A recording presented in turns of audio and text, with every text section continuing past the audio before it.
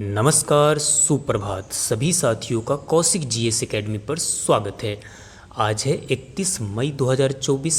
आज के current affair के जितने भी महत्वपूर्ण प्रश्न हैं इस वीडियो में हम उसे देखने वाले हैं। तो अगर आप अभी तक हमारे चैनल पर नए हैं तो हमारे चैनल को सब्सक्राइब कर लीजिए।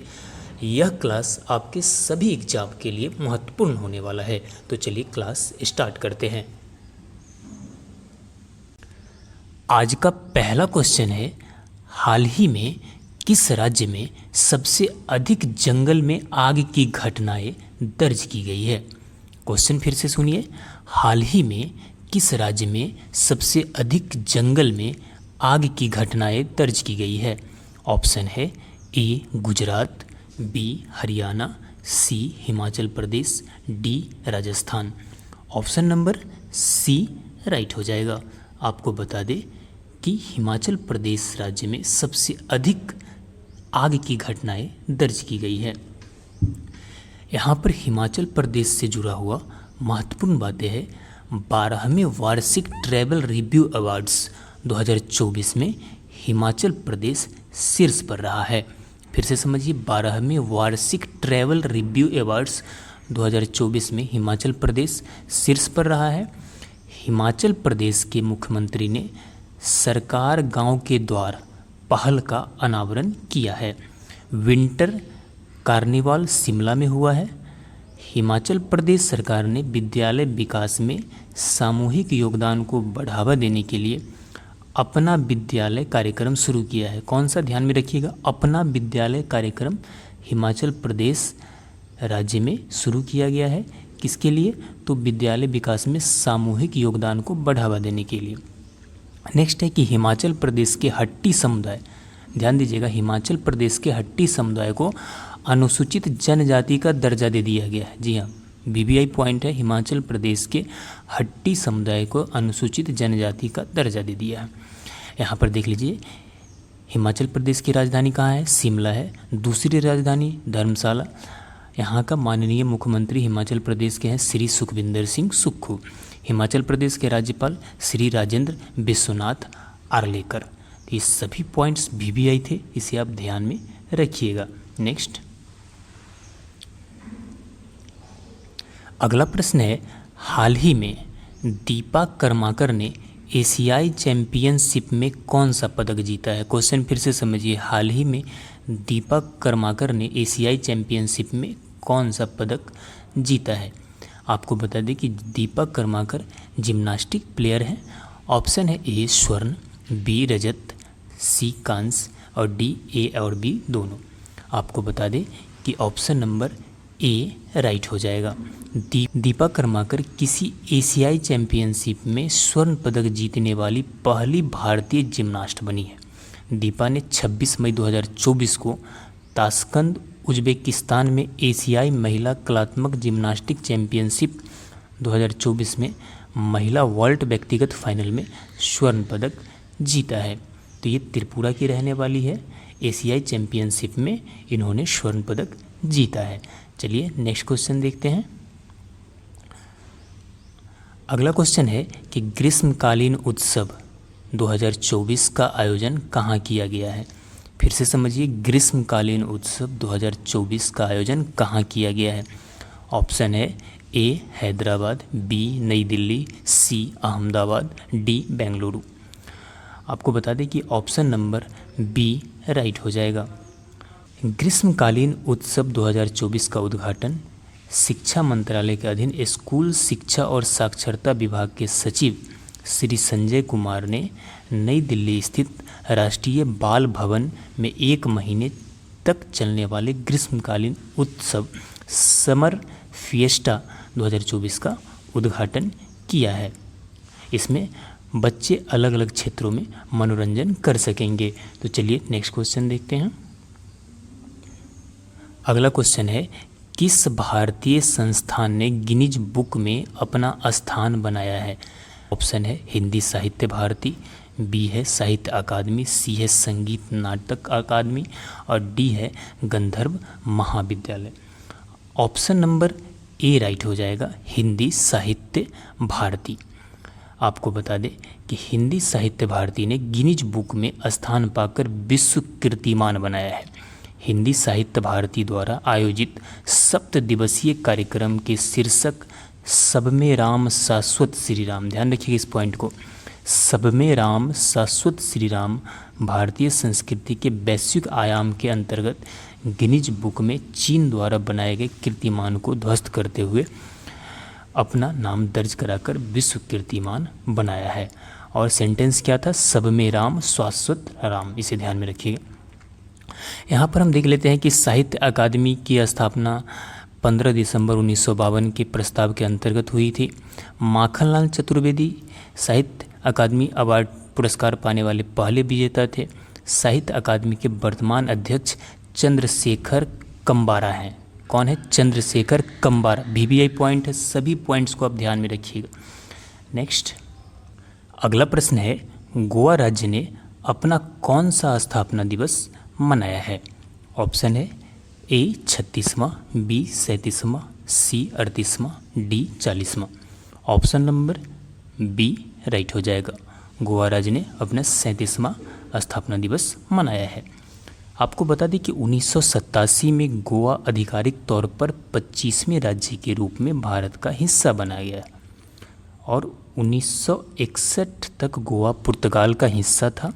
उसके बाद 19 दिसंबर 1961 को यह पुर्तगाली शासन से आज़ाद हो गया। इसी के चलते हर साल 30 मई को गोवा के अलग राज्य बनने की खुशी में गोवा का स्थापना दिवस मनाया जाता है। बात करें गोवा के मुख्यमंत्री की तो प्रमोद पांडुरंग सावंत हैं। मांडवी नदी के किनारे स्थित पणजी गोवा की राजधानी है और वर्तमान में PS श्रीधर पिल्लई गोवा के राज्यपाल है। तो इन सभी पॉइंट्स को आप एक बार रिवीजन कर लीजिएगा, ध्यान में रखिएगा। नेक्स्ट प्रश्न है, हाल ही में गीतानस नौसेदा को किस देश का फिर से राष्ट्रपति चुना गया है? क्वेश्चन फिर से समझिए, हाल ही में गीतानस नौसेदा को किस देश का फिर से राष्ट्रपति चुना गया है? ऑप्शन है A south Africa, B Germany, C Lithuania, D Indonesia.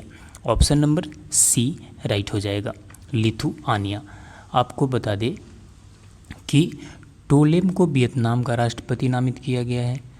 John Swinney को स्कॉटलैंड का प्रथम मंत्री चुना गया है। जॉन राउल मोलिनो को पनामा का राष्ट्रपति चुना गया है। आद्रेज प्लेंकोविक को क्रोएशिया का फिर से प्रधानमंत्री नियुक्त किया गया है। इसाक डार को पाकिस्तान के नए उप प्रधानमंत्री बनाए गए हैं और प्रयोबो सुबियांतो को इंडोनेशिया का राष्ट्रपति नियुक्त किया गया है। तो ये सभी नए बदले हुए नाम हैं जो राजनीति में बदलाव आया है, तो ध्यान में रखिएगा।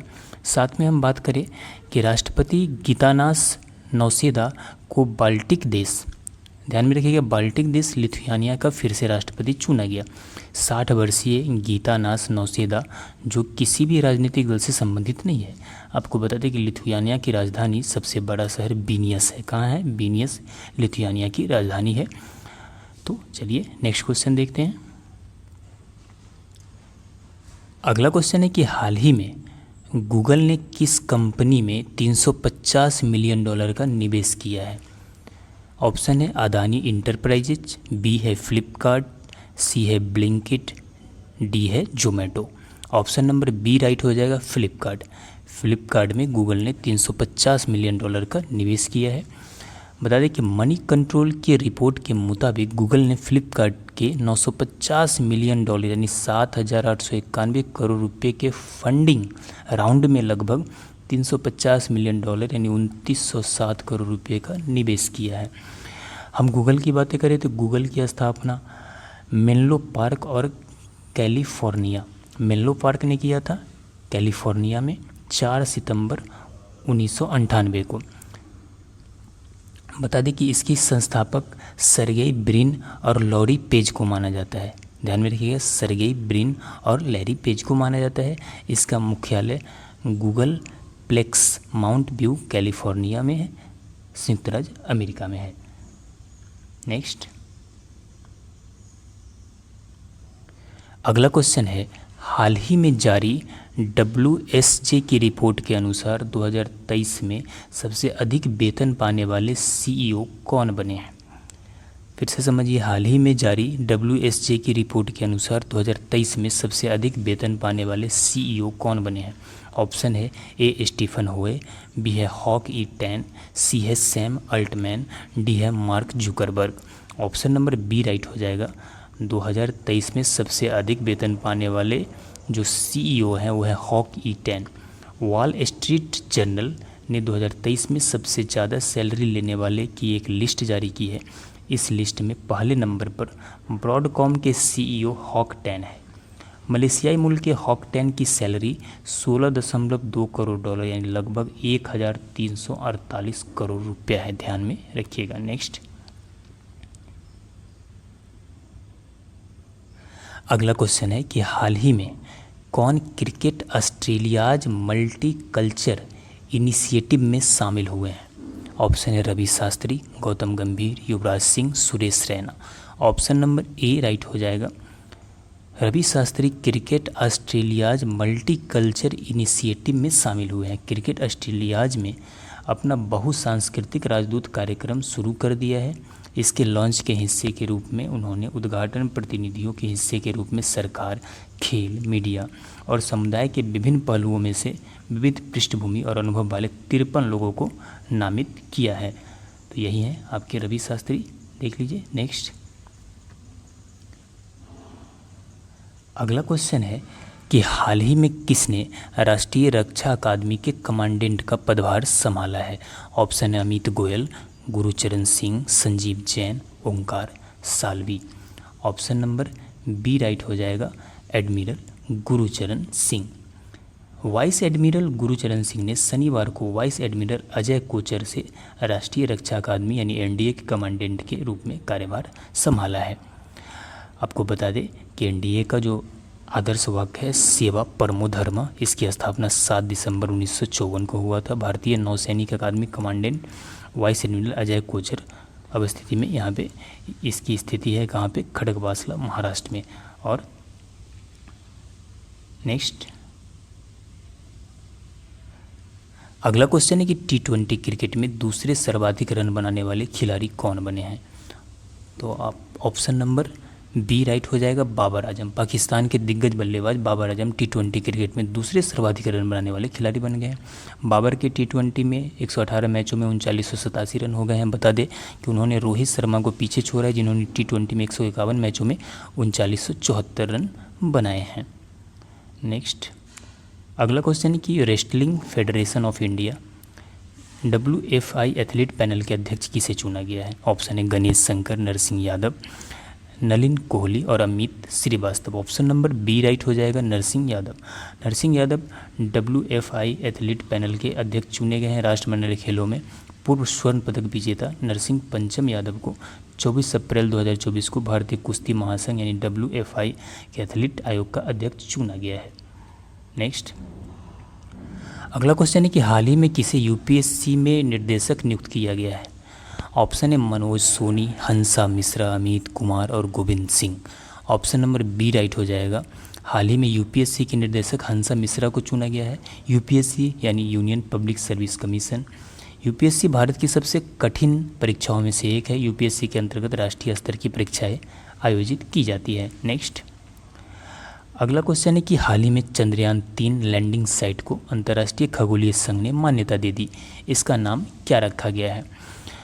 ऑप्शन है Vijay, Shiv Shakti, Sarabhai station, Indira col. Option number B right हो जाएगा, शिव शक्ति। जिस स्थान पर चंद्रयान 3 का चंद्र लैंडर विक्रम उतरा था उसके लिए ग्रह प्रणाली नामकरण पर अंतर्राष्ट्रीय खगोलीय संघ IAU के कार्य समूह ने एक नाम स्टेशन शिव शक्ति को मंजूरी दे दी है। तो चलिए आज का क्लास यहीं पे समाप्त होता है। अब हम पिछले दिन के करंट अफेयर का रिवीजन करेंगे, तो आप कंटिन्यू इस वीडियो में बने रहिए। तो चलिए कल के प्रश्नों को देखते हैं। हाल ही में आई RBI की रिपोर्ट के अनुसार वित्त वर्ष 2024 में भारत का शुद्ध FDI कितने प्रतिशत घटा है? तो ऑप्शन नंबर बी राइट हो जाएगा, 62% घटा है। नेक्स्ट क्वेश्चन है कि हाल ही में किस फुटबॉलर ने यूरो 2024 के बाद फुटबॉल से संन्यास लेने की घोषणा की है? तो वो है Tony Cruz. Option number C right हो जाएगा, टोनी क्रूज। नेक्स्ट क्वेश्चन है कि हाल ही में भारतीय मूल के किस वकील को अमेरिकी काउंटी सुपीरियर कोर्ट में जज नियुक्त किया गया है? तो आपको बता दें कि यह है जया बडिगा। कौन है? जया बडिगा को अमेरिकी काउंटी सुपीरियर कोर्ट में जज नियुक्त किया गया है। नेक्स्ट क्वेश्चन है कि हाल ही में किस राज्य सरकार ने गुटखा और पान मसाला पर 1 साल का प्रतिबंध लगा दिया है? तो ये है ऑप्शन नंबर सी राइट हो जाएगा, तेलंगाना ने। किसने? तेलंगाना ने प्रतिबंध लगा दिया। नेक्स्ट क्वेश्चन है कि 77वीं विश्व स्वास्थ्य सभा में समिति ए का अध्यक्ष किसे नियुक्त किया गया है? तो आपको बता दें कि अपूर्व चंदा को नियुक्त किया गया, अपूर्व चंद्रा को नियुक्त किया गया है। नेक्स्ट अगला क्वेश्चन है कि भारत का पहला क्वांटम डायमंड माइक्रोचिप इमेजर विकसित करने के लिए किन 2 संगठनों ने साझेदारी की है? तो ये की है टाटा कंसल्टेंसी सर्विसेज यानी TCS और IIT बॉम्बे ने। ऑप्शन नंबर बी राइट हो जाएगा, IIT बॉम्बे ने। नेक्स्ट अगला क्वेश्चन है किस बैंक ने वित्तीय वर्ष 2023-24 की चौथी तिमाही में भारत के सकल घरेलू उत्पाद वृद्धि 7.4% रहने का अनुमान लगाया है? तो ये अनुमान लगाया है स्टेट बैंक ऑफ इंडिया ने। किसने? स्टेट बैंक ऑफ इंडिया ने। नेक्स्ट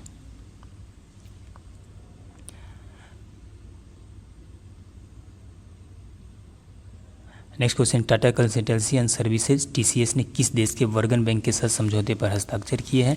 तो ये किए हैं, आपको बता दें कि कुवैत के। किस देश के हैं?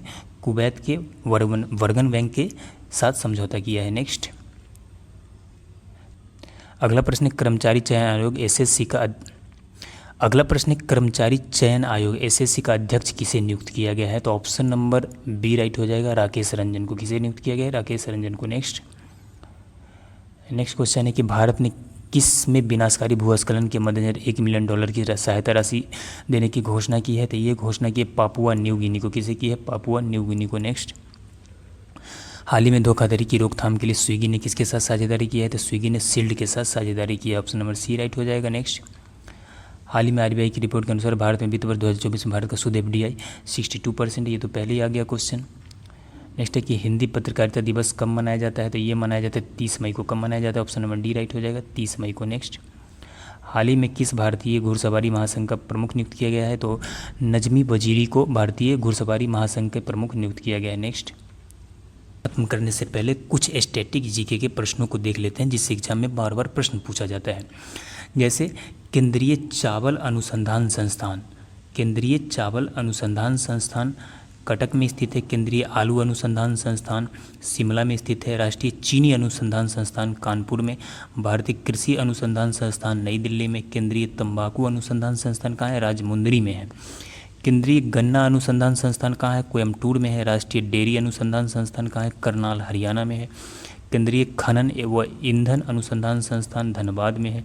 भारतीय लाख अनुसंधान संस्थान रांची में है। केंद्रीय सड़क अनुसंधान संस्थान नई दिल्ली में है। इसके अलावा केंद्रीय पटसन यानी जून एवं समवर्गीय रेशा अनुसंधान संस्थान बैरकपुर पश्चिम बंगाल में है। और देख लीजिए यहाँ पे कि केंद्रीय चमड़ा अनुसंधान संस्थान चेन्नई में है। केंद्रीय नमक और समुद्री रसायन अनुसंधान संस्थान भावनगर में है। केंद्रीय औषधि अनुसंधान संस्थान लखनऊ में है। केंद्रीय वैज्ञानिक उपकरण संगठन चंडीगढ़ में है। भारतीय पुरातत्व सर्वेक्षण नई दिल्ली में है। और केंद्रीय नारियल अनुसंधान संस्थान केरल में, क्योंकि केरल में सबसे ज़्यादा नारियल होता है। और राष्ट्रीय वनस्पति अनुसंधान संस्थान लखनऊ में है। राष्ट्रीय भूभौतिकी अनुसंधान संस्थान हैदराबाद में है। तो इन सभी प्रश्नों को एक बार आप रिवीजन कर लीजिएगा। इसके अलावा हम देखते हैं जो भारत के प्रमुख अंतर्राष्ट्रीय स्टेडियम है, जैसे नरेंद्र मोदी स्टेडियम अहमदाबाद में है। राजीव गांधी अंतर्राष्ट्रीय स्टेडियम हैदराबाद में है। Himachal Pradesh cricket association stadium धर्मशाला में है। अरुण जेटली स्टेडियम नई दिल्ली में है। M.A. चिदम्बरम स्टेडियम चेन्नई में है। भारत रत्न श्री अटल बिहारी वाजपेयी यानी इकाना स्टेडियम लखनऊ में है। Maharashtra cricket association stadium Pune में है। M. चिन्ना स्वामी स्टेडियम बेंगलुरु में है। वानखेड़े स्टेडियम मुंबई में है। ईडन गार्डन स्टेडियम कलकत्ता में है। बेरबोर्न स्टेडियम मुंबई में है। ग्रीन पार्क स्टेडियम कानपुर में है। जवाहरलाल नेहरू स्टेडियम कोची में है, ध्यान रखिएगा। इसके अलावा देख लीजिए आप यहाँ पे कि सवाई मानसिंह स्टेडियम जयपुर में है। D.Y. पाटिल स्टेडियम नवी मुंबई में है। Shaheed Veer Narayan Singh international cricket stadium Raipur में है। Doctor Bhupen Hazarika cricket stadium Guwahati में है। विदर्भ क्रिकेट स्टेडियम एसोसिएशन यहाँ पे नागपुर में है। होलकर क्रिकेट स्टेडियम इंदौर में है। Punjab cricket association I.S. Bindra stadium Mohali में है।